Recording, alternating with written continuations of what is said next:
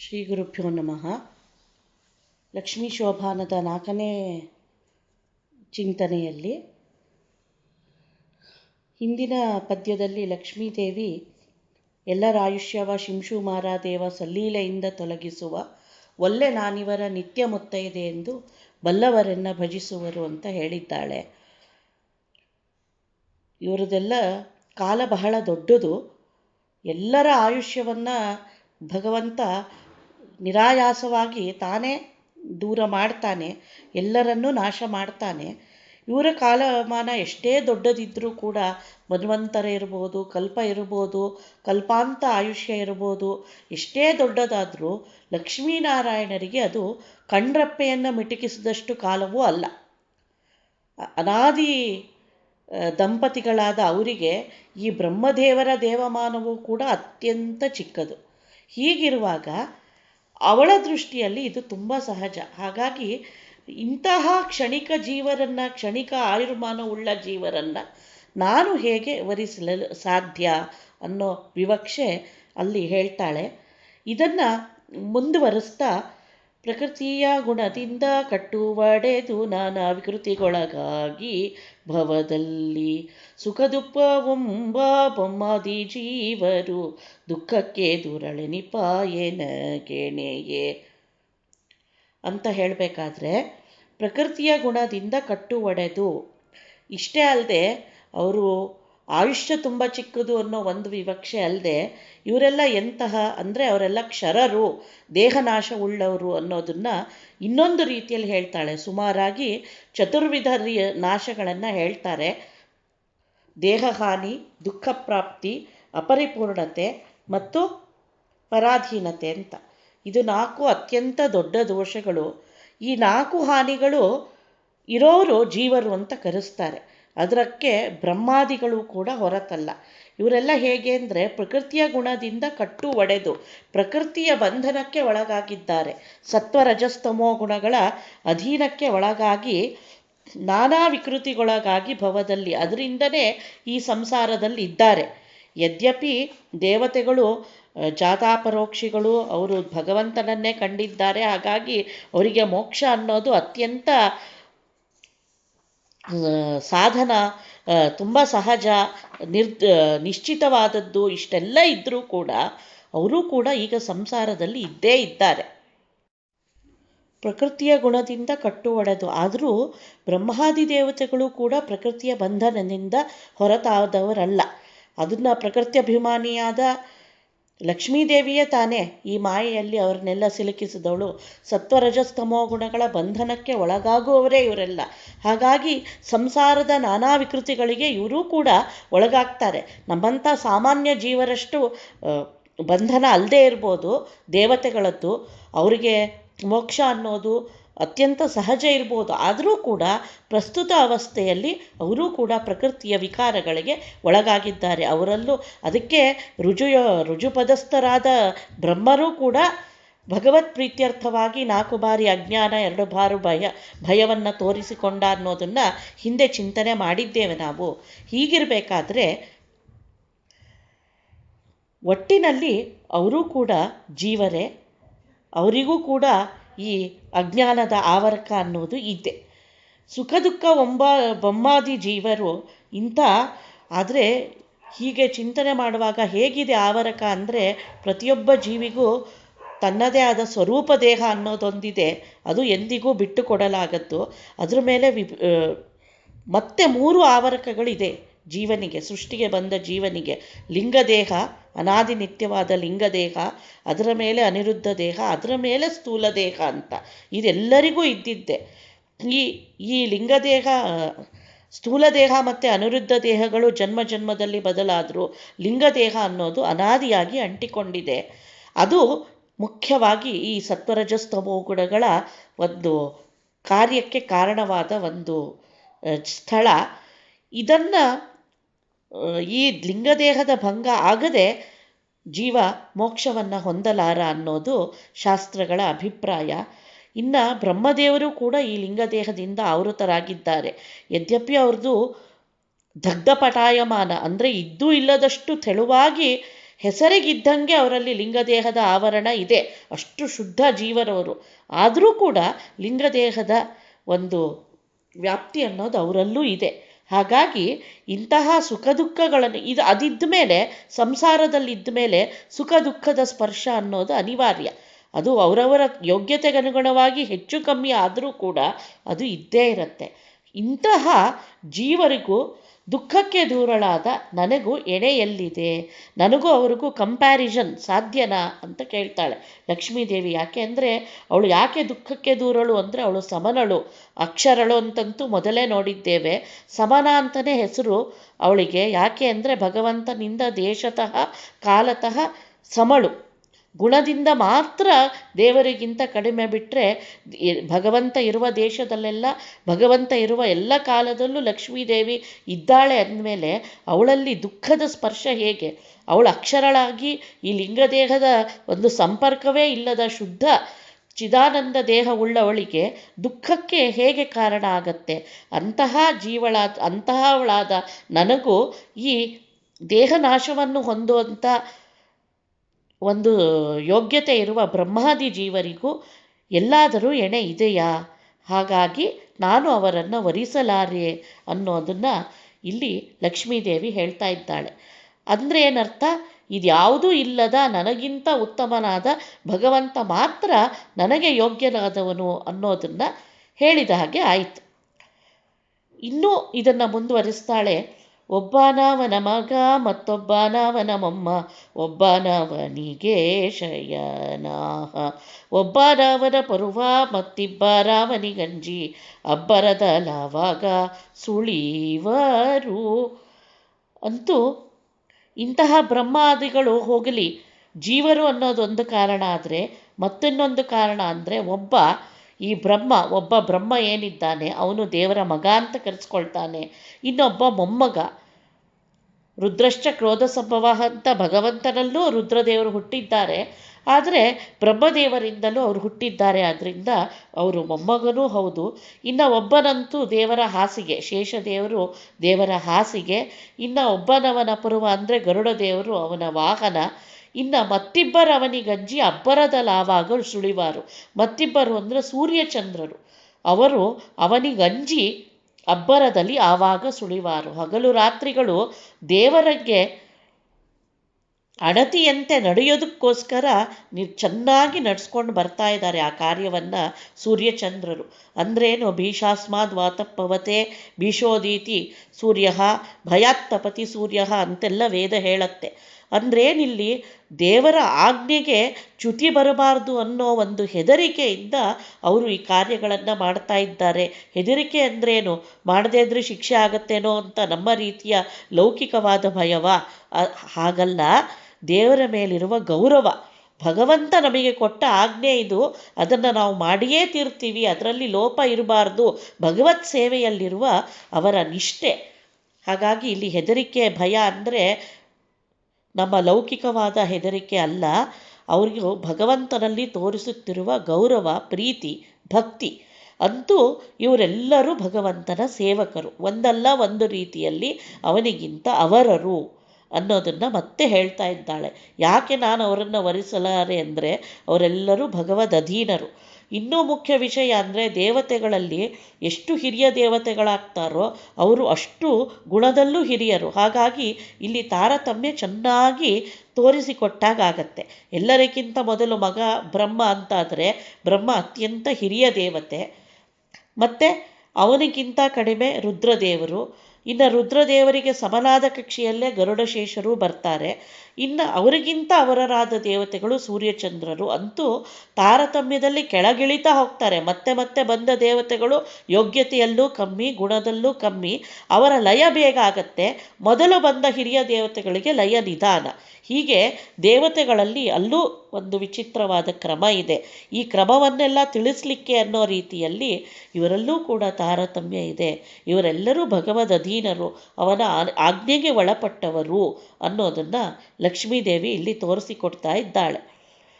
ಒಬ್ಬನಾಮನ ನಾಮ ಕಂಜಿ ಬೆಚ್ಚುವ ಗಡ ಸರ್ಬರಿಗಾವ ಅಮೃತವ ಸರ್ಬರಿಗಾವ ಅಮೃತವ ನುಣಿಸುವ ಅವನೊಬ್ಬನೇ ನಿರನಿಷ್ಠ ನಿರವಧ್ಯ. ಇನ್ನು ಮುಂದುವರಿಸಿ ಹೇಳ್ತಾಳೆ, ಇನ್ನೊಬ್ಬ ಅಂತೂ ಒಬ್ಬ ನಾಮನ ನಾಮ ಕಂಜಿ ಬೆಚ್ಚುವ ಗಡ. ಅವನ ಹೆಸರು ಹೇಳಿದ್ರೆ ಸಾಕು ಹೆದರ್ತಾನೆ. ಯಾರಪ್ಪ ಅಂದರೆ ಕಲಿ.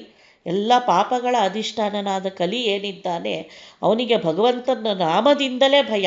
ಯಾರು ಭಗವನ್ನಾಮ ಸ್ಮರಣೆ ಮಾಡ್ತಾರೋ ಅಂಥವರಿಗೆ ಕಲಿಯೂ ಹೆದರ್ತಾನಂತೆ. ಅವನ ನಾಮಕ್ಕೆ ಇಷ್ಟು ಹೆದರಿಕೆ ಇದೆ ಅಂತಾದ ಮೇಲೆ ಇನ್ನು ಅವನು ಭಗವಂತನಲ್ಲಿ ಸ್ಪರ್ಧೆ ಮಾಡಲಿಕ್ಕೆ ಸಾಧ್ಯವಾ? ನಾಮದಿಂದಲೇ ದೂರ ಓಡುವ ಆಸುರಿ ಶಕ್ತಿಗಳು ಇನ್ನು ಅವನ ಹತ್ರ ಬರಲಿಕ್ಕಾದ್ರೂ ಸಾಧ್ಯ ಉಂಟೆ? ಎಷ್ಟು ಆಶ್ಚರ್ಯ ಅಲ್ವಾ ಅಂತ ಇಲ್ಲಿ ಹೇಳ್ದಾಗೆ ಹೇಳ್ತಾರೆ. ಸರ್ಬರಿಗಾವ ಅಮೃತವ ನುಣಿಸುವ ಅವನೊಬ್ಬನೇ ನಿರನಿಷ್ಠ ನಿರವಧ್ಯ. ಆದ್ದರಿಂದ ಭಗವಂತ ಒಬ್ಬನೇ ಸರ್ಬರಿಗೆ ಎಲ್ಲರಿಗೂ ಕೂಡ ಅಮೃತವನ್ನು ಉಣಿಸುವವನು. ಇಲ್ಲಿ ಅಮೃತ ಅಂದರೆ ಏನು? ದೇವತೆಗಳಿಗಂತೂ ನಮಗೆ ಗೊತ್ತಿದೆ ಮೋಕ್ಷ ಅನ್ನೋದು ನಿಶ್ಚಯ ಅಂತ. ಉಳಿದವರಿಗೆ ಹೇಗೆ? ಭಗವಂತನೇ ಅದಕ್ಕೆ ಶಾಸ್ತ್ರ ಹೇಳುತ್ತೆ, ಅಜ್ಞಾನದಾಂ ಜ್ಞಾನದೋ ವಿಷ್ಣು ಜ್ಞಾನಿನಾಂ ಮೋಕ್ಷದಶ್ಚನ ಸಹ ಆನಂದದಶ್ಚ ಮುಕ್ತಾನಾಂ ಸವೈರೇಕೋ ಜನಾರ್ದನ ಅಂತ. ಅಜ್ಞಾನಿಗಳಾದ ಅಲ್ಪಜೀವರಿಗೆ ಮೊದಲು ಭಗವಂತ ನಿರ್ದಿಷ್ಟವಾದ ತತ್ವಜ್ಞಾನವನ್ನು ಕೊಡ್ತಾನೆ. ಆ ತತ್ವಜ್ಞಾನದಿಂದ ತನ್ನ ದರ್ಶನವನ್ನು ಅಪರೋಕ್ಷವನ್ನು ಮಾಡಿಕೊಡ್ತಾನೆ. ತನ್ಮೂಲಕ ಅವರ ದೋಷಗಳನ್ನೆಲ್ಲ ಕಳೆದು ಮೋಕ್ಷವನ್ನು ಪಾಲಿಸ್ತಾನೆ. ಇನ್ನು ಮೋಕ್ಷದಲ್ಲೇ ಇದ್ದಾರೆ ಈಗಾಗಲೇ ಮುಮುಕ್ಷುಗಳಲ್ಲ, ಮೋಕ್ಷವನ್ನು ಹೊಂದಿದವರೇ ಆದವರಿಗೂ ಕೂಡ ಆನಂದವನ್ನು ಭಗವಂತನೇ ಕೊಡ್ತಾನೆ. ಇದೆಲ್ಲವೂ ಅವನ ಅಧೀನ. ಬರೀ ದೇವತೆಗಳು ಅಧೀನ ಅಂತಲ್ಲ, ಜೀವರಿಗೆ ಅವರ ಸ್ವರೂಪ ಯೋಗ್ಯತೆಗೆ ಅನುಗುಣವಾದ ಉತ್ತಮವಾದ ಸ್ಥಿತಿಯೂ ಕೂಡ ಭಗವತ್ ಸಂಕಲ್ಪದಂತೆಯೇ ನಡೆಯುತ್ತೆ. ಅದನ್ನು ಲಕ್ಷ್ಮೀದೇವಿ ತಿಳಿಸಿಕೊಡ್ತಾಳೆ. ಯಾಕೆ ಅಂದರೆ ಭಗವಂತನ ಆನುಜ್ಞೆಯಿಂದ ಅವೆಲ್ಲವನ್ನು ಅವಳೇ ಮಾಡ್ತಾಳೆ. ಇಡೀ ಪ್ರಕೃತಿ ಜಗವೆಂಬ ಮನೆಯನ್ನು ಪೂರ್ತಿಯಾಗಿ ಭಗವಂತನ ಅನುಜ್ಞೆಯಿಂದ ನಡೆಸ್ತಾ ಇರೋವಳೇ ಅವಳು, ಪ್ರಕೃತಿ ಅಭಿಮಾನಿಯಾದ ಲಕ್ಷ್ಮೀದೇವಿ. ಅಂಥವಳು ಹೇಳ್ತಾಳೆ, ಅಮೃತ ಸರ್ಬರಿಗೆ ಎಲ್ಲರಿಗೂ ಕೂಡ ಅಮೃತವನ್ನು ಉಣಿಸುವವನು ಭಗವಂತ ಒಬ್ಬನೇ. ಇವರೆಲ್ಲ ಉಳಿದವರೆಲ್ಲ ಅವನ ಆಜ್ಞೆಯಂತೆ ನಡೆದುಕೊಳ್ಳುವವರಷ್ಟೇ. ಯಾವತ್ತೋ ಒಂದಿನ ಅವರು ತಮ್ಮ ಯೋಗ್ಯತೆಗೆ ಅನುಗುಣವಾಗಿ ಆನಂದವನ್ನು ಹೊಂದುತ್ತಾರೆ ಭಗವಂತ ಕೃಪೆಯಿಂದ. ಆದರೆ ಎಲ್ಲವನ್ನೂ ಕೊಡುವವ. ಆದ್ದರಿಂದನೇ ಅವನೊಬ್ಬನೇ ನಿರನಿಷ್ಠ ನಿರವಧ್ಯ. ಹಾಗಾಗಿ ಅವನಲ್ಲದೆ ದೋಷರಹಿತನಾದ ಯಾರಿಂದಲೂ ಮೀರಲಾರದ ಗುಣಗಳನ್ನು ಹೊಂದಿರುವವನು ಅವನೊಬ್ಬನೇ ಅಂತ ಲಕ್ಷ್ಮೀದೇವಿ ಇಲ್ಲಿ ನಿರ್ಣಯವನ್ನು ತಗೋತಾಳೆ. ಅನೇಕ ಪದ್ಯಗಳಿಂದ ಎಲ್ಲರ ದೋಷಗಳನ್ನು ಚಿಂತನೆ ಮಾಡ್ತಾ ಬಂದವಳು ಯಾವ ದೃಷ್ಟಿಯಿಂದನೇ ನೋಡಿ, ಕಾಲದ ಅನಂತ್ಯದಿಂದ ನೋಡಿ, ಗುಣಗಳ ಒಂದು ಕಡಲಿನಿಂದ ನೋಡಿ, ಯಾವುದೇ ದೃಷ್ಟಿಯಲ್ಲಿ ನೋಡಿದರೂ ಭಗವಂತ ಒಬ್ಬನೇ ನನಗೆ ವರಿಸಲು ಯೋಗ್ಯ ಅನ್ನೋದನ್ನು ಇಲ್ಲಿ ನಿರ್ಣಯ ಮಾಡ್ತಾಳೆ. ಯಾಕೆ ಅಂದರೆ ಅವನೊಬ್ಬನೇ ನಿರನಿಷ್ಠ. ಅನಿಷ್ಟಗಳು ಅಶುಭವಾದ್ಯಾವುದೂ ಅವನತ್ತ ಸುಳಿಯಲ್ಲ. ಯಾಕೆ ಅಂತ ಹೇಳಿದ್ದಾಳೆ. ಅಮೃತವನ್ನು ಕೊಡುವವನು ಅಂದರೆ ಆನಂದಪ್ರದವಾದ ಲೋಕವನ್ನು ಬೇರೆಯವರಿಗೆ ಹೊಂದಿಸುವ ಶಕ್ತಿ ಇರುವವನಾದ್ರಿಂದ ಅವನಲ್ಲಿ ಯಾವುದೇ ಅಶುಭಗಳಿಲ್ಲ. ನಿರವಧ್ಯ, ಅವನನ್ನು ಮೀರಿಸುವವರು ಯಾರೂ ಇಲ್ಲ. ಹೀಗಿರುವಾಗ ಯಾವ ದೋಷಗಳು ಅವನ ಹತ್ತಿರವೂ ಸುಳಿಯೋದಿಲ್ಲ. ಹಾಗಾಗಿ ಅವನೊಬ್ಬನೇ ಸರ್ವೋತ್ತಮ ಸರ್ವೋತ್ಕೃಷ್ಟ, ನನಗೆ ವರಿಸಲು ಅರ್ಹನಾದವನು ಅನ್ನೋದನ್ನು ಇಲ್ಲಿ ಸಿದ್ಧಾಂತ ಮಾಡಿ ತೋರಿಸಿದ್ಲು ಲಕ್ಷ್ಮೀದೇವಿ. ಮುಂದುವರೆಸ್ತಾಳದನ್ನು. ನಿರನಿಷ್ಠ ನಿರವಧ್ಯ ಎಂಬ ಶ್ರುತ್ಯರ್ಥವ ಒರೆದು ನೋಡಲು ನರಹರಿಗೆ ನರಕಾಯಾತನೆ ಸಲ್ಲ ದುರಿತಾತಿ ದೂರನಿಗೆ ಮರುಳಾಮನ ಬಂದಂತೆ ನುಡಿಯದಿರು. ನಿರನಿಷ್ಠ ನಿರವಧ್ಯ ಎಂಬ ಶ್ರುತ್ಯರ್ಥವ, ಇದನ್ನು ಶ್ರುತಿಗಳೇ ಕೊಂಡಾಡ್ತಾವೆ ಅಂತ ಹೇಳ್ತಾಳೆ. ನಾನು ಶ್ರುತಿ ಅಭಿಮಾನಿ, ನಾನೇ ಹೇಳ್ತಾ ಇದ್ದೇನೆ ಇದನ್ನು. ಯಾಕೆ ಅಂದರೆ ಭಗವಂತ ನಿರನಿಷ್ಠ ನಿರವಧ್ಯ ಅನ್ನೋದು ಶ್ರುತಿಯಿಂದ ಪ್ರತಿಪಾದಿತವಾದ ಸಿದ್ಧಾಂತ. ಇದನ್ನು ಒರೆದು ನೋಡಬೇಕು ನರಹರಿಗೆ. ನರಹರಿ ಅನ್ನೋ ಪದವನ್ನು ಇಲ್ಲಿ ನಾವು ಚೆನ್ನಾಗಿ ಬಳಸಿಕೊಳ್ಳಬಹುದು. ಹರಿ ಎತ್ತರೇ ಹರತೆ ಪಾಪಂ, ಎಲ್ಲರ ಪಾಪಗಳನ್ನು ಹರಿಸುವವನೇ ಹರಿ. ಇನ್ನು ನರಹರಿ ನರಸಿಂಹನನ್ನು ಏನಂತ ಸ್ತೋತ್ರ ಮಾಡ್ತಾರೆ? ನರಸಿಂಹೋ ಅಖಿಲ ಅಜ್ಞಾನ ಮತಧ್ವಾಂತ ದಿವಾಕರ ಜಯತ್ಯಮಿತ ಸಜ್ಞಾನ ಸುಖಶಕ್ತಿ ಪಯೋನಿಧಿ. ಇದೇ ನಿರನಿಷ್ಠ ನಿರವಧ್ಯ ಅಲ್ವಾ. ಎಲ್ಲ ದೋಷಗಳು ಅವನಿಂದ ದೂರ, ಎಲ್ಲ ಗುಣಗಳ ಕಡಲು ಭಗವಂತ. ಹಾಗಾಗಿ ಅಂತಹ ನರಹರಿಗೆ ಒರೆದು ನೋಡಲು ಇಲ್ಲ. ಅವನ ಅವತಾರ ರೂಪಗಳಲ್ಲಿ ಎಷ್ಟೊಂದು ಕಡೆ ಇದಕ್ಕೆ ಅಪವಾದಗಳು ಕಾಣ್ತಾವೆ ಅಂದರೆ, ಈ ಶ್ರುತಿಗೆ ತಕ್ಕಂತೆ ನೀವು ಅವನ ಚರ್ಯೆಯನ್ನು ಒರೆದು ನೋಡಬೇಕು. ಒರೆ ಹಚ್ಚಿ ನೋಡಿ. ಎಂಥ ಪ್ರಸಂಗವನ್ನು ನೀವು ತೆಗೆದು ನೋಡಿದರೂ ಭಗವಂತನ ಗುಣಪೂರ್ಣತ್ವಕ್ಕೆ, ಅವನ ದೋಷ ದೂರತ್ವಕ್ಕೆ ನಿಮಗೆ ಸಾಕ್ಷಿ ಉಂಟು ಅನ್ನೋದನ್ನು ಸ್ವತಃ ಶ್ರುತ್ಯಭಿಮಾನಿನಿ ಹೇಳ್ತಾ ಇದ್ದಾಳೆ. ಇಂತಹ ದೇವರಿಗೆ ನರಕ ಯಾತನೆ ಸಲ್ಲ ದುರಿತಾತಿ ದೂರನಿಗೆ ಮರುಳ ಮನ ಬಂದಂತೆ ನುಡಿಯದಿರು. ಹಾಗಾಗಿ ಇಂತಹ ದೇವರಿಗೆ ನರಕ ಯಾತನೆ ಅನ್ನೋದು ಅತ್ಯಂತ ದೂರತೋಪಾಸತ ಅನ್ನೋದನ್ನು ನಾವಿಲ್ಲಿ ನೋಡಬೇಕಾಗತ್ತೆ. ಅಂದರೆ ನರಕಕ್ಕೆ ಬಿದ್ದುಬಿಡ್ತಾರೆ. ನರಕ ಅನ್ನೋದು ಯಾವುದರ ಫಲ? ಪಾಪಗಳ ಫಲ. ಪಾಪ ಅನ್ನೋದು ಯಾರಿಗೆ ಉಂಟಾಗತ್ತೆ? ಅಜ್ಞಾನದಿಂದ ಉಂಟಾಗತ್ತೆ. ಈ ಅಜ್ಞಾನವೇ ಇಲ್ಲದ ಸಕಲ ಕಲ್ಯಾಣ ಗುಣಿ ನಿಧಿಯಾದ ಭಗವಂತನಿಗೆ ನರಕ ಯಾತನೆ ಅನ್ನೋದನ್ನು ಹೇಗೆ ಹೇಳ್ತೀರಿ? ನಾಶ ಇಲ್ಲ ಅಂದರೆ ನರಕದ ಮೊದಲೆಲ್ಲ ಅವನ ಅಪ್ರಾಕೃತ ದೇಹ ಅಂತ ಹೇಳೋದನ್ನೇ ಇನ್ನೊಂದು ರೀತಿಯಲ್ಲಿ ಪ್ರತಿಪಾದಿಸ್ತಾ ದೇವರಿಗೆ ನರಕಾದಿ ದೋಷಗಳು ಇಲ್ಲ. ಹಾಗಾಗಿ ಮರುಳನಾದವರು ಮಾತ್ರ ಮನ ಬಂದಂತೆ ಇದನ್ನು ಹೇಳಲಿಕ್ಕೆ ಸಾಧ್ಯ ಅನ್ನೋದನ್ನು ಇಲ್ಲಿ ಹೇಳ್ತಾರೆ. ನರಕ ಅಂದ್ರೇನು? ದುಃಖಗಳ ಅನುಭೂತಿಯ ಒಂದು ಸ್ಥಾನ. ಭಗವಂತ ದುಃಖ ದೂರ, ದೋಷ ದೂರನಾದವನು. ದುಃಖಕ್ಕೂ ಎಣೆ ಇರೋದಿಲ್ಲ. ಅವನಲ್ಲಿ ದುಃಖಕ್ಕೆ ಯಾವುದೇ ಆಶ್ರಯ ಇಲ್ಲ. ಹಾಗಿದ್ಮೇಲೆ ಅವನಿಗೆ ನರಕದ ಪ್ರಸಕ್ತಿಯೇ ಇಲ್ಲ ಅನ್ನೋದನ್ನು ಹೇಳ್ತಾರೆ. ಹೀಗೆ ಭಗವಂತನಿಗೆ ನರಕಯಾತನೆಯ ಸಂಭವ ಇದೆ ಅನ್ನೋದು ಮರುಳನ ಮಾತು. ದೇವರನ್ನು ಅವತಾರ ರೂಪಗಳಲ್ಲಿ ಚಿಂತನೆ ಮಾಡಿ ಇದರಿಂದ ಅವನಿಗೆ ನರಕ ಆಯಿತು, ಇದರಿಂದ ಅವನಿಗೆ ತೊಂದರೆ ಆಗತ್ತೆ, ರಾವಣನನ್ನು ಕೊಂದ ರಾಮನಿಗೆ ಬ್ರಹ್ಮಹತ್ಯ ದೋಷ ಬಂತು, ಈ ರೀತಿ ಎಲ್ಲ ದೋಷ ಚಿಂತನೆಯನ್ನು ಮಾಡಿದವರು ಯಾರು ಮಾಡ್ತಾರೋ ಅವರು ಮರುಳರು. ಅವರಿಗೆ ತತ್ವಜ್ಞಾನದ ಸರಿಯಾದ ಅನುಭೂತಿ ಆಗಿಲ್ಲ ಅನ್ನೋದನ್ನು ತಿಳಿಸ್ಲಿಕ್ಕಾಗಿ ಮರುಳ ಮನ ಬಂದಂತೆ ನುಡಿಯದಿರು. ಇದು ವಿರುದ್ಧಾಗಮಗಳಲ್ಲೂ ಹೇಳ್ತಾರೆ ಅಂತ ಒಂದು ಸೂಚನೆಯನ್ನು ಇಲ್ಲಿ ಕೊಡ್ತಾರೆ. ಆದರೆ ಆ ಮತಗಳೆಲ್ಲ ಅವೈದಿಕವಾದ ಮತಗಳು. ಹಾಗಾಗಿ ಅವರನ್ನು ಜರಿಯೋ ತಾತ್ಪರ್ಯ ಇಲ್ಲಿ ತೀರಾ ದೂರ. ಯಾಕೆಂದರೆ ಇದು ಮಾತಾಡ್ತಿರೋಳು ಲಕ್ಷ್ಮೀದೇವಿ, ಅವಳು ವೇದಾಭಿಮಾನಿನಿ. ಹಾಗಾಗಿ ವೇದವನ್ನು ತಿಳಿದವರೇ ಎಷ್ಟೋ ಪ್ರಸಂಗಗಳಲ್ಲಿ ಹೇಗೆ ಮರುಳಾಗ್ತಾರೆ ಅನ್ನೋದನ್ನು ಸೂಚಿಸಲಿಕ್ಕಾಗಿ ಹಾಗೆ ಮರುಳಾಗಬೇಡ್ರಿ, ಭಗವಂತನಲ್ಲಿ ಎಂದೂ ದೋಷ ಚಿಂತನೆಯನ್ನು ಮಾಡಬಾರ್ದು ಅನ್ನೋದನ್ನು ಈ ರೀತಿ ಸೂಚ್ಯವಾಗಿ ಇಲ್ಲಿ ತಿಳಿಸಿಕೊಡ್ತಾರೆ. ಒಂದೊಂದು ಗುಣಗಳು ಇದ್ದವು ಇವರಲ್ಲಿ, ಒಂದೊಂದು ಗುಣಗಳು ಇದ್ದವು ಇವರಲ್ಲಿ ಸಂದಣಿಸಿವೆ ಬಹುದೋಷ. ಕುಂದೆಳ್ಳಷ್ಟಿಲ್ಲದ ಮುಕುಂದನೆ ತನಗೆಂದು ಇಂದಿರೆ ಪತಿಯ ನೆನೆದಾಳು. ಒಂದೊಂದು ಗುಣಗಳು ಇದ್ದವು ಇವರಲ್ಲಿ ಸಂದಣಿಸಿವೆ ಬಹುದೋಷ. ದೇವತೆಗಳು ನಮಗಿಂತ ಅತ್ಯಂತ ಹಿರಿಯರು, ಅನೇಕ ಗುಣಗಳಿಂದ ತುಂಬಿದವರು ಅನ್ನೋದು ಎಷ್ಟು ಸತ್ಯನೋ, ಲಕ್ಷ್ಮೀದೇವಿಯ ವಿವಕ್ಷೆಯಿಂದ ನೋಡಿದಾಗ ಅವರಲ್ಲಿ ಅನೇಕ ದೋಷಗಳಿವೆ.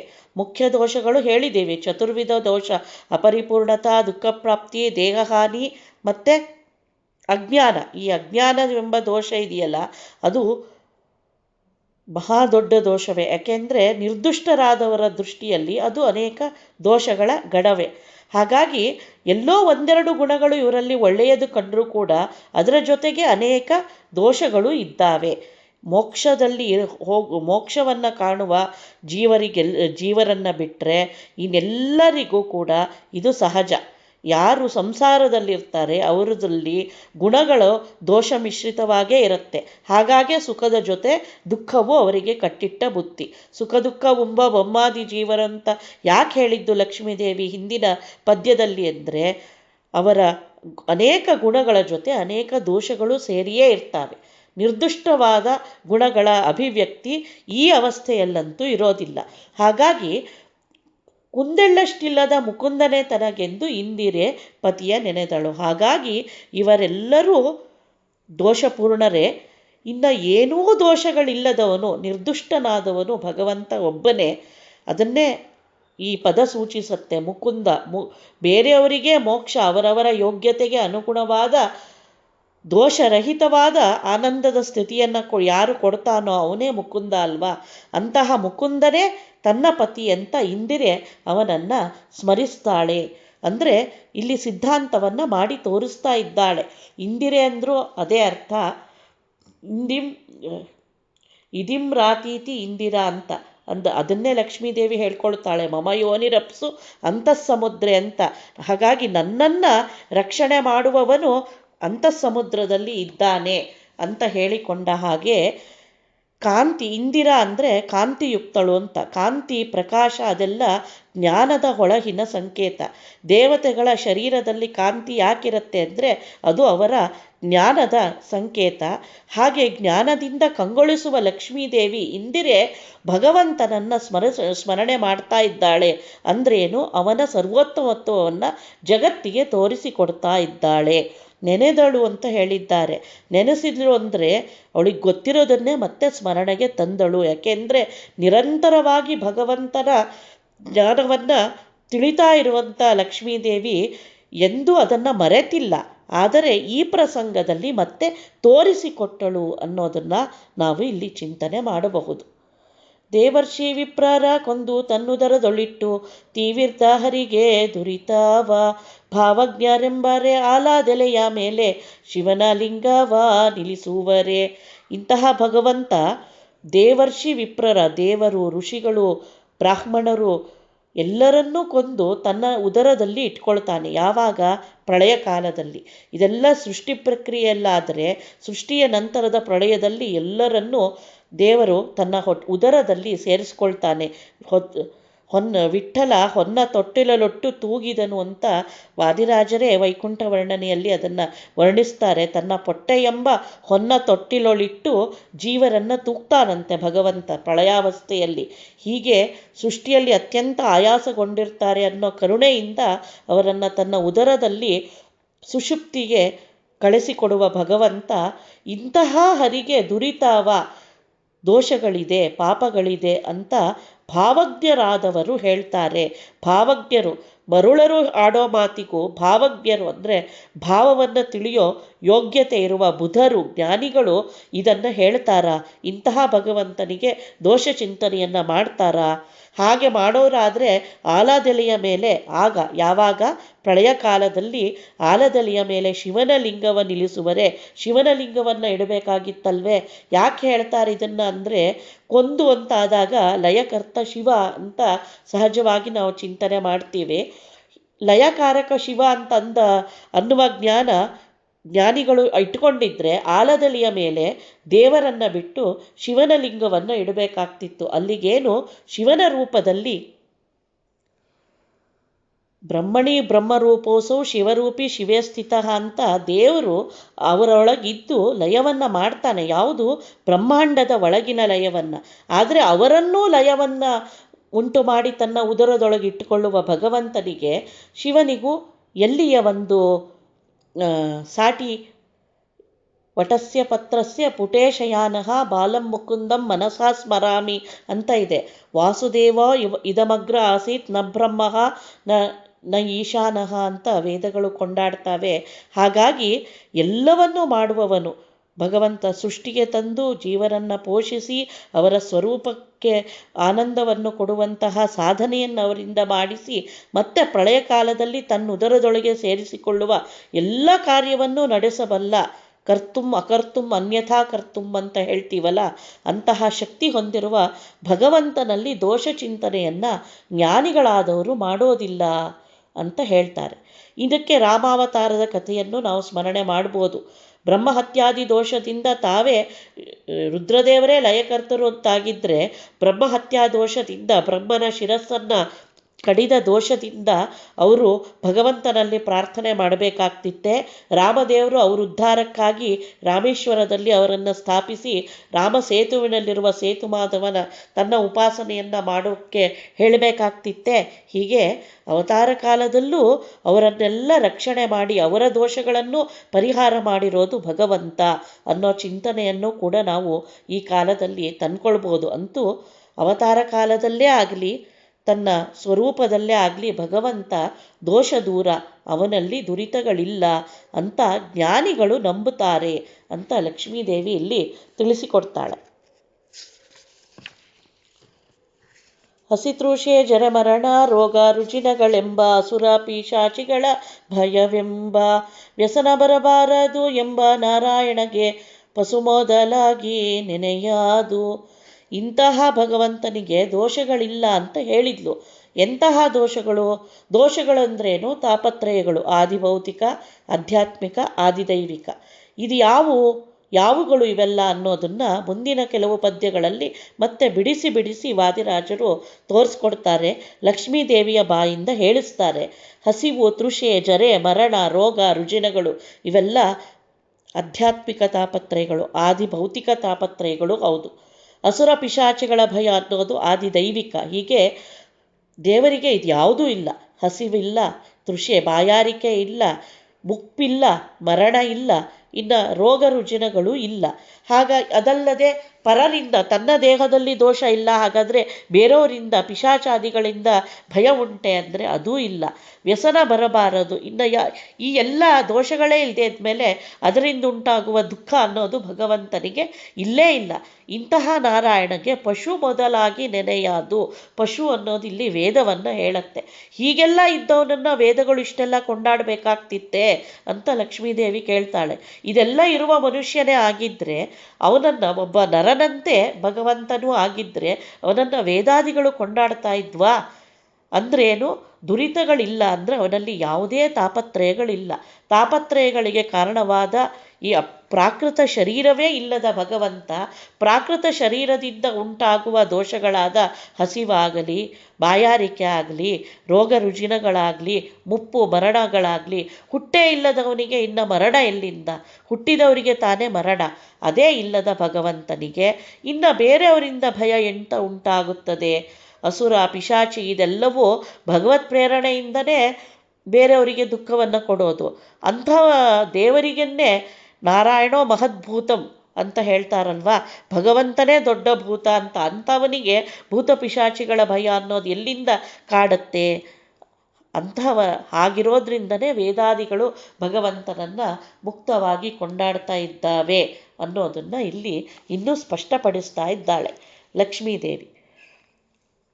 ಇನ್ನು ಅವತಾರ ಕಾಲದಲ್ಲೂ ಇದನ್ನು ಬೇಕಾಷ್ಟು ರೀತಿಯಲ್ಲಿ ನೋಡಬೇಕು.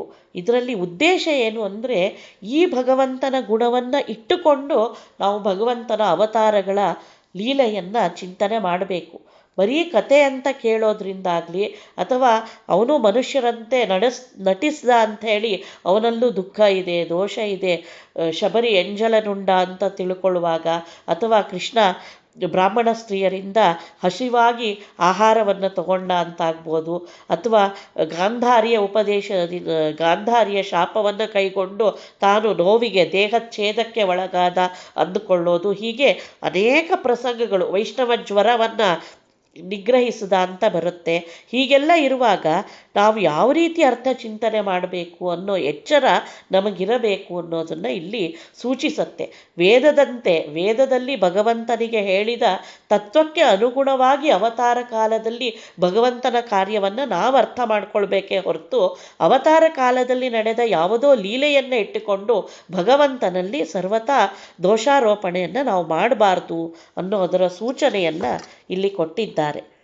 ತಾದುಃಖಿಯಾದರೆ ಸುರರ ರತಿಯ ಕಳೆದು ಮೋದವೀವುದಕ್ಕೆ ಧರೆಗಾಗಿ ಮಾಧವ ಬಾಹನೆ ಕೆಸರೋಳು ಮುಳುಗಿದವ ಪರರ ಬಾಧಿಪ ಕೆಸರ ಬಿಡಿಸುವನೆ.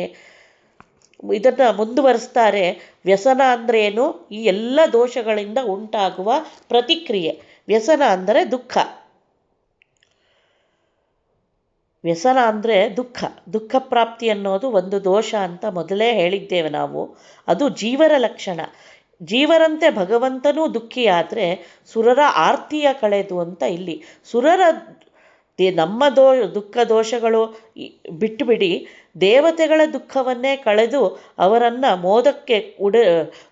ಅವರಿಗೆ ಆನಂದವನ್ನು ಉಂಟು ಮಾಡಲಿಕ್ಕಾಗಿ ಧರೆಗೆ ಬರುತ್ತಿದ್ನ. ಅಂದರೆ ಭಗವಂತ ಅವತಾರ ಮಾಡುವುದು ಸುರರ ಪ್ರಾರ್ಥನೆಯಂತೆ ಅವರಿಗೆ ಬಂದ ದೋಷ ದುಃಖ ಸಂಕಟಗಳು ಏನಿದೆ, ಪ್ರತಿಬಂಧಕಗಳಿದೆ, ಅದನ್ನು ಪರಿಹಾರ ಮಾಡಿ ಅವರಿಗೆ ಆನಂದವನ್ನು ಕೊಡಲಿಕ್ಕಾಗಿ ಅನ್ನೋ ಸೂಚನೆಯನ್ನು ಇಲ್ಲಿ ಕೊಡ್ತಾರೆ. ಅವತಾರ ಭಗವಂತ ಭುವಿಗಿಳಿದು ಬರೋದು ಸುರರ ಉದ್ಧಾರಕ್ಕಾಗಿ ಹೊರತು ಹಾಗೆ ದುಷ್ಟರ ಶಿಕ್ಷಣೆಗಾಗಿ. ಸಜ್ಜನರ ಉದ್ಧಾರ, ದುಷ್ಟ ಶಿಕ್ಷಣೆ ಅನ್ನೋದು ಭಗವಂತನ ಅವತಾರದ ಹಿನ್ನೆಲೆ. ಸಜ್ಜನರು ಅಂದಿರಾರು ದೇವತೆಗಳು. ಹೀಗೆ ದೇವತೆಗಳಿಗೆ ಆನಂದವನ್ನು ಕೊಡಲಿಕ್ಕಾಗಿ ಭಗವಂತ ಧರೆಗಿಳಿದು ಬರಬೇಕಿತ್ತೆ. ಅವನಲ್ಲೇ ದುಃಖ ಇದ್ದರೆ ಇದು ಹೇಗೆ ಅಂದರೆ, ಕೆಸರಳು ಮುಳುಗಿದವ ಪರರ ಬಾಧಿಪ ಕೆಸರ ಬಿಡಿಸುವನೆ. ತಾನೇ ದುಃಖದಲ್ಲಿ ಮುಳುಗಿದ ಮನುಷ್ಯ ಇನ್ನೊಬ್ಬರ ದುಃಖವನ್ನು ಪರಿಹಾರ ಮಾಡಲಿಕ್ಕೆ ಸಾಧ್ಯ ಉಂಟಾ? ನಮ್ಮ ಹತ್ರ ಇನ್ನೊಬ್ಬರು ಶರಣು ಬಂದರೆ ನಾವೇನು ಹೇಳ್ತೀವಿ? ಅಯ್ಯೋ, ನಮಗೆ ಸಾಕಷ್ಟಿದೆ, ನಾವೇ ಕುತ್ತಿಗೆ ತನಕ ಮುಳುಗಿದ್ದೇವೆ, ನಿನ್ನೇನು ಉದ್ಧಾರ ಮಾಡೋದು ಅಂತ ಕೇಳ್ತೀವಲ್ಲ. ಹಾಗೇ ದೇವ್ರುನಾ ಅಂತ ಕೇಳಿದ ಹಾಗೆ ಅದನ್ನೇ ಸೂಚಿಸಲಿಕ್ಕಾಗಿ ಮಾಧವ ವಾಹನೆ. ಮಾಧವ ಅಂದರೆ ಲಕ್ಷ್ಮೀಪತಿ, ಮಾ ಅಂದರೆ ಸರ್ವ ವಿದ್ಯೆಗಳ ಅಧಿಪತಿ. ಅಂತಹ ಧವ ಅವಳಿಗೆ ಶ್ರುತಿತತಿಗಳ ಅಭಿಮಾನಿಯಾದ ಲಕ್ಷ್ಮಿಯ ಒಡೆಯ. ಅದೇ ರೀತಿ ಮಾ ಅಂದರೆ ಸರ್ವ ಸಂಪತ್ತು. ಹೀಗೆ ಎಲ್ಲ ಷಡ್ಗುಣೈಶ್ವರ್ಯ ಸಂಪನ್ನ ಭಗವಂತ. ಅಂತಹ ಭಗವಂತ ಮಾತ್ರ ಸುರರ ಅಥವಾ ಸಜ್ಜನರ ಆರ್ತಿಯನ್ನು, ಕರೆಯನ್ನು ಕೇಳಿ ಭೂಮಿಗೆ ಬರಬಹುದು ಹೊರತು ದೋಷದಿಂದ ತುಂಬಿದವನು ಭಗವಂತನಾಗಲಾರ ಅನ್ನೋದನ್ನು ಮತ್ತೆ ಇಲ್ಲಿ ಸೂಚನೆ ಕೊಡ್ತಾರೆ. ಈ ದುಃಖ ಅಂದ್ರೇನು? ದುಃಖ ಯಾತಕ್ಕೆ ಬರುತ್ತೆ? ಪ್ರಕೃತಿಯ ಒಂದು ಬಂಧನದಿಂದಲೇ. ಅಪ್ರಾಕೃತನಾದ ಶರೀರ ಹೊಂದಿದ ಭಗವಂತನಿಗೆ ಇದು ಸಲ್ಲದು ಅಂತ ಮತ್ತೆ ಮತ್ತೆ ಇಲ್ಲಿ ಹೇಳ್ತಾರೆ. ಬೊಮ್ಮನಾಲಯದಲ್ಲಿ ಇದ್ದವಗೆ ಲಯ ಉಂಟೆ, ಜನ್ಮಾಲಯವಿಲ್ಲ ದವನಿಗೆ. ಅಮ್ಮಿಯನುಣಿಸಿದ್ದ ಯಶೋದೆಯಾಗಿದ್ದಾಳೆ, ಅಮ್ಮ ಇವಗೆ ಹಸಿ ತೃಷೆಯುಂಟೆ. ಇದನ್ನೇ ಮುಂದುವರಿಸ್ಕೊಂಡು ಹೇಳ್ತಾರೆ, ಬೊಮ್ಮನ ಲಯದಲ್ಲಿ ಇದ್ದವಗೆ ಲಯ ಉಂಟೆ.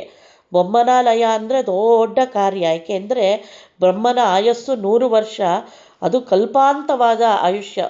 ಬ್ರಹ್ಮನ ಅನೇಕ ಸಣ್ಣ ಸಣ್ಣ ಪ್ರಳಯಗಳು ಅಂದರೆ ಲಯಗಳು ಉಂಟಾಗತ್ತೆ. ದಿನಪ್ರಳಯ, ಮನ್ವಂತರ ಪ್ರಳಯ ಅಂತ. ಅಂತಹ 100 ಪ್ರಳಯಗಳನ್ನು ಬ್ರಹ್ಮ ತನ್ನ ದಿನಮಾನದಲ್ಲಿ ನೋಡಿಬಿಡ್ತಾನೆ. ಅಂತಹ 100 ವರ್ಷ ಕಳೆದ ಮೇಲೆ ಕಲ್ಪಾಂತವಾದ ಬ್ರಹ್ಮನ ಆಯುಷ್ಯ ಮುಗಿದಾಗ ಏನು ಮಹಾಪ್ರಳಯ ಉಂಟಾಗತ್ತೆ, ಅದನ್ನು ಬೊಮ್ಮನ ಲಯ ಅಂತ ಕರೀತಾರೆ. ಅಂತಹ ಬೊಮ್ಮಲಯದಲ್ಲೂ ಯಾರಿದ್ದ? ಏಕೋ ನಾರಾಯಣೋ ಆಸೀತ್ ನ ಬ್ರಹ್ಮ ನ ಚ ಶಂಕರ. ಅದು ಮಹಾಪ್ರಳಯ. ಆ ಮಹಾಪ್ರಳಯದಲ್ಲಿ ಕೂಡ ಇದ್ದ ಭಗವಂತ ಒಬ್ಬನಿಗೆ ಲಯ ಉಂಟೆ. ಅವನನ್ನು ಲಯ ಮಾಡೋ ಶಕ್ತಿ ಯಾರಿಗಿದೆ? ಜನ್ಮ ಲಯವಿಲ್ಲದವನಿಗೆ. ಲಯ ಯಾರಿಗಾಗತ್ತೆ? ಹುಟ್ಟಿದವನಿಗೆ. ಹುಟ್ಟೇ ಇಲ್ಲದವನು ಎಂದಾರು ಲಯವನ್ನು ಕಾಣಲು ಸಾಧ್ಯವೇ? ಅಮ್ಮಿಯ ನುಡಿಸಿದ್ದ ಯಶೋದೆಯಾಗಿದ್ದಾಳೆ. ಆಗ ಯಾರಿದ್ರು? ಅವತಾರದಲ್ಲೇನೋ ಅವನಿಗೆ ತಾಯಿ ಇದ್ದರು, ತಂದೆ ಇದ್ದರು, ಹಾಗಾಗಿ ಹುಟ್ಟಿದ, ಎದೆ ಹಾಲನ್ನುಂಡ ಅಂತೆಲ್ಲ ನಾವು ಚಿಂತನೆ ಮಾಡಬಹುದು. ಆದರೆ ಪ್ರಳಯ ಕಾಲದಲ್ಲಿ ಭಗವಂತನಿಗೆ ಹಾಲುಳಿಸುವ ಯಶೋದೆ ಇದ್ದಳೆ. ಹಾಗಾಗಿ ಇವನಿಗೆ ಹಸಿವಾಯಿತೆ, ತೃಷೆ ಆಯಿತೆ. ಆಗ ಯಾರು ಬಂದರು ಭಗವಂತನನ್ನು ನೋಡಿಕೊಳ್ಳಲು ಅಂತ ಪ್ರಶ್ನೆ ಮಾಡ್ತಾರೆ. ಅಂದರೆ ಅವತಾರ ರೂಪದಲ್ಲಿಯೇ ಎಷ್ಟೋ ಚರ್ಯಗಳನ್ನು ತಿಳಿದು ಮನುಷ್ಯರಂತೆ ಅವನು ಒಬ್ಬ, ನಮ್ಮಂತೆಯೇ ಭಗವಂತ ಅಂತ ನಾವು ತಿಳಿಯೋ ತಪ್ಪನ್ನು ಮಾಡಬಾರ್ದು. ಆ ಎಚ್ಚರ ನಮಗಿರಬೇಕು. ಇದೆಲ್ಲ ಯಾಕೆ ಮಾಡ್ದ ಹಾಗಾದರೆ ಅಂದರೆ, ಆ ಜೀವಗಳ ಆನಂದ ವೃದ್ಧಿಗಾಗಿ, ಅವರ ಪುಣ್ಯ ಸಾಧನಕ್ಕಾಗಿ. ತಾಯಿಯಂತೆ ಎದೆ ಹಾಲನ್ನು ಕುಡಿದ ಯಶೋದೆಯಲ್ಲಿ ಅಂದರೆ ಅವಳ ಪುಣ್ಯ ಪ್ರಾಪ್ತಿಗಾಗಿ, ಅವಳಿಗೆ ಆ ಒಂದು ಸುಖವನ್ನು, ಅವಳ ಮೇಲಿನ ಅನುಗ್ರಹಕ್ಕಾಗಿ ಆ ರೀತಿ ಭಗವಂತ ನಟನೆ ಮಾಡದ ಹೊರತು ಅವನ ಮೂಲ ರೂಪದಲ್ಲಿ ಅವನಿಗೆ ಹಸಿ ತೃಷೆಗಳಿಲ್ಲ ಅಂದಮೇಲೆ ಅವತಾರ ಕಾಲದಲ್ಲೂ ದೇವರಿಗೇನೂ ಆಗಬೇಕಾಗಿಲ್ಲ. ಹಸಿವಾಗಲಿ, ಬಾಯಾರಿಕೆ ಆಗಲಿ, ದುಃಖವಾಗಲಿ, ನೋವಾಗಲಿ ಇದ್ಯಾವುದೂ ಇರೋದಿಲ್ಲ ಭಗವಂತನಿಗೆ. ಆದರೂ ಭಕ್ತರ ಮೇಲಿನ ಕರುಣೆ, ಅವರನ್ನು ಅನುಗ್ರಹಿಸಲಿಕ್ಕಾಗಿ ಇದೆಲ್ಲ ಚರ್ಯಗಳನ್ನು ಭಗವಂತ ಮಾಡಿ ತೋರಿಸ್ತಾನೆ. ಹಾಗಾಗಿ ಇಂತಹ ಭಗವಂತನಿಗೆ ಲಯ ಅಥವಾ ಯಾಕೆ ಲಯವನ್ನು ಹೇಳ್ತಾ ಇದ್ದಾಳೆ ಅಂದರೆ, ನಾವು ಮೊದಲೇ ಹೇಳ್ದಂಗೆ ಚತುರ್ವಿಧ ನಾಶದಲ್ಲಿ ದೇಹ ಹಾನಿಯು ಒಂದು. ಲಯ ಅಂದ್ರೇನು? ದೇಹದಿಂದ ನಾಶವನ್ನು ಹೊಂದೋದು. ಭಗವಂತನಿಗೆ ಎಂತಹ ದೇಹ ಹಾನಿ? ದೇಹ ಪಡೆದವನಾದರೆ ತಾನೇ. ದೇಹ ಹಾನಿಯಾಗೋದು ಯಾವಾಗ? ಪ್ರಾಕೃತವಾದದ್ದಾಗ. ಪ್ರಾಕೃತವಾದ ದೇಹ ಹೊಂದೋದು ಅಂದರೆ ಹುಟ್ಟಿ ಬರೋದು ಅನ್ನೋದು, ಜನ್ಮ ಅನ್ನೋದು ಭಗವಂತನಿಗಿಲ್ಲ. ಜನ್ಮವೇ ಇಲ್ಲದೆ ಇದ್ಮೇಲೆ ಅಂಥವನಿಗೆ ಲಯವೂ ಇಲ್ಲ. ಅವನ ದೇಹ ಅನ್ನೋದು ಆನಂದಮಯವಾದದ್ದು ಅನ್ನುವ ಚಿಂತನೆ. ಆಗ ಭಕ್ಷ್ಯ ಭೋಜ್ಯ ವಿತ್ತು ಪೂಜಿಸುವ ಯೋಗಿಗಳುಂಟೆ ಧನಧಾನ್ಯ, ಆಗ ದೊರಕುಂಬುದೇ ಪಾಕ ಮಾಡುವ ವಹ್ನಿ, ಮತ್ತಾಗಲೆಲ್ಲಿಹುದೋ ವಿಚಾರಿಸಿರೋ. ಇನ್ನೂ ಮುಂದುವರೆದು ಹೇಳ್ತಾರೆ, ಅಂತಹ ಆಗ ಅಂದರೆ ಅಂತಹ ಪ್ರಳಯ ಕಾಲದಲ್ಲಿ ಭಕ್ಷ್ಯ ಭೋಜ್ಯ, ತಿನ್ನೋದು ಉಣ್ಣೋದು ಕೊಡೋದಕ್ಕಾಗಲಿ, ನೈವೇದ್ಯ ಮಾಡಿ ಅದನ್ನು ಪೂಜಿಸೋ ಯೋಗಿಗಳಾಗಲಿ ಇದ್ರ. ಹೋಗಲಿ, ಮಾಡಬೇಕು ಅಂದರೆ ಧನಧಾನ್ಯ ಸಂಪತ್ತಾಗಿತ್ತೆ. ಪಾಕ ಮಾಡುವ ವಹ್ನಿ, ಎಲ್ಲವನ್ನೂ ಪಾಕ ಮಾಡಿ ನಮಗೆ ಉತ್ಕೃಷ್ಟ ರೂಪದಲ್ಲಿ ಕೊಡುವ ಅಗ್ನಿಯಲ್ಲಿದ್ದಾಗ, ಮತ್ತಾಗಲೆಲ್ಲಿಹುದೋ ವಿಚಾರಿಸಿರೋ. ಹಸಿವು ತೃಷ ಆಯಿತು ಅಂತ ನಾವು ಹೇಳಬೇಕು ಅಂದರೆ ಅದನ್ನು ತೀರಿಸಲಿಕ್ಕೆ ದೇವರಿಗೆ ನಿವೇದನ ಮಾಡೋಕ್ಕೆ ಯೋಗಿಗಳಿರಬೇಕು. ಯಾರೂ ಇಲ್ಲ, ಎಲ್ಲ ಭಗವಂತನ ಉದರವನ್ನು ಸೇರಿದ್ದಾರೆ. ಅಲ್ಲಿ ಮಾನಸಿಕವಾಗಿ ಆ ಯೋಗ್ಯ ಜೀವರು ಸಮರ್ಪಣೆ ಮಾಡ್ಬೋದು, ಆದರೂ ಪ್ರಸ್ತುತದಲ್ಲಂತೂ ಯಾರೂ ದೇವರಿಗೆ ಕೊಡಲಿಕ್ಕಿಲ್ಲ.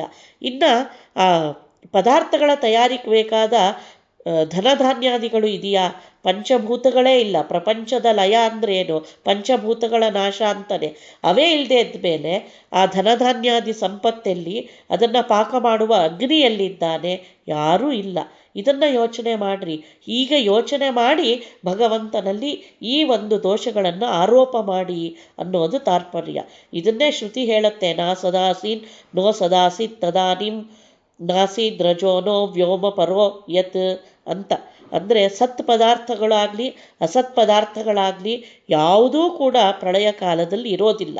ಇದೆರಡು ಸದಸದ್ವಿಲಕ್ಷಣನಾದ ಭಗವಂತ ಒಬ್ಬನೇ ಆಗ ಇರೋವನು ಹೊರತು ಇನ್ಯಾವುದೇ ಸೃಷ್ಟಿಕಾಲದಲ್ಲಿ ಇರುವ ಪದಾರ್ಥಗಳ ಪ್ರಸ್ತುತಿಯು ಪ್ರಳಯದಲ್ಲಿ ಇರೋದಿಲ್ಲ. ಹಾಗಿರುವಾಗೂ ಇದ್ದ ಭಗವಂತನಲ್ಲಿ ಈ ಹಸಿ ತೃಷೆ ಮುಂತಾದ ದೇಹಜನ್ಯ ದೋಷಗಳನ್ನು ಹೇಗೆ ಆರೋಪ ಮಾಡಲಿಕ್ಕಾಗತ್ತೆ?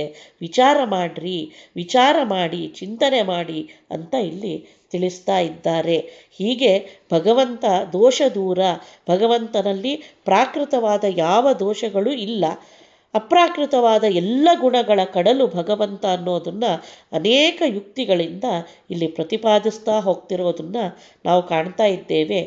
ಈ ಸಂಚಿಕೆಯಲ್ಲಿ ಇಷ್ಟು ಚಿಂತನೆಯನ್ನು ದೇವರಿಗೆ ಸಮರ್ಪಣೆ ಮಾಡಿ ಮುಂದಿನ ಪದ್ಯಗಳನ್ನು ಮುಂದಿನ ಸಂಚಿಕೆಯಲ್ಲಿ ನೋಡೋಣ.